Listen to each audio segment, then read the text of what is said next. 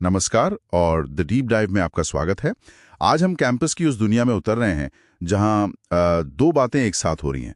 एक तरफ भेदभाव की शिकायतें बढ़ रही हैं और दूसरी तरफ उन शिकायतों से निपटने के लिए बनाए गए एक नए कानून का ही पुरजोर विरोध हो रहा है। ये कहानी है यूजीसी के नए इक्विटी विनियम 2026 की। हमारे पास यूजीसी की अधिसूचना है, कुछ विस्तृत विश्लेषण भी हैं और हमारा मिशन है ये समझना कि आखिर इन नियमों में ऐसा क्या है जो इन्हें इतना जरूरी और साथ ही इतना विवादास्पद बना रहा है। तो चलिए शुरुआत यहीं से करते हैं।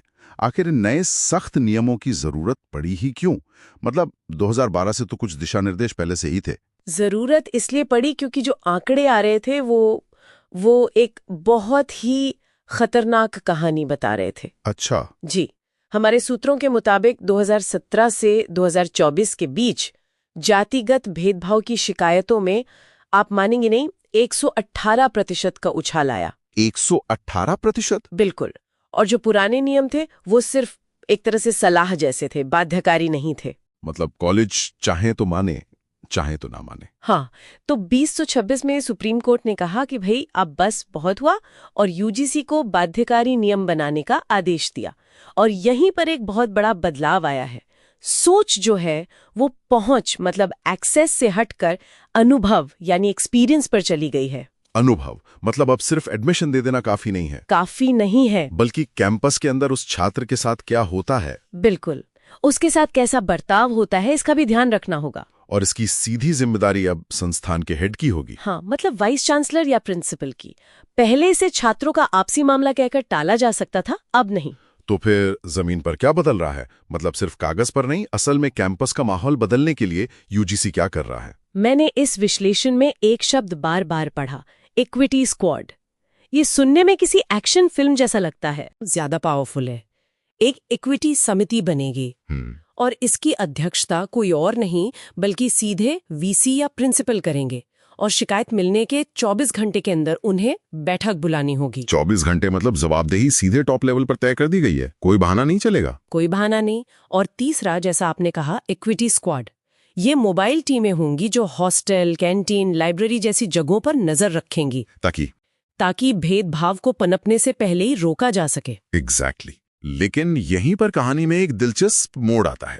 ये नियम तो भेदभाव रोकने के लिए हैं, फिर छात्र जिन्हें इसका फायदा होना चाहिए वो ही इसे काला कानून क्यों कह रहे हैं?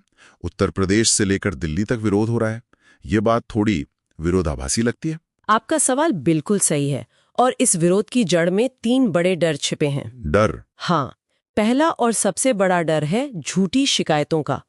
नियमों के ड्राफ्ट में झूठी शिकायत करने पर सजा का प्रावधान था, लेकिन फाइनल नियमों से उसे हटा दिया गया। ओहो, तो छात्रों को डर है कि इसका गलत इस्तेमाल हो सकता है। बिल्कुल, उन्हें लगता है कि कोई भी किसी को फंसा सकता है। एक मिनट, ये जो झूठी शिकायतों वाला पॉइंट है, सोर्स में इसका कोई उदाहरण है कि पहले ऐसा हुआ है, या ये सिर्फ एक डर है कि ऐसा हो सकता है? नहीं, सोर्स में पुराने मामलों के उदाहरण नहीं है, लेकिन ये डर उस प्रावधान के हटने से पैदा हुआ है जिसे एक सेफ्टी वाल्व की तरह देखा जा रहा था। समझ गया। और दूसरा डर? दूसरा कारण है समिति की बनावट पर सवाल।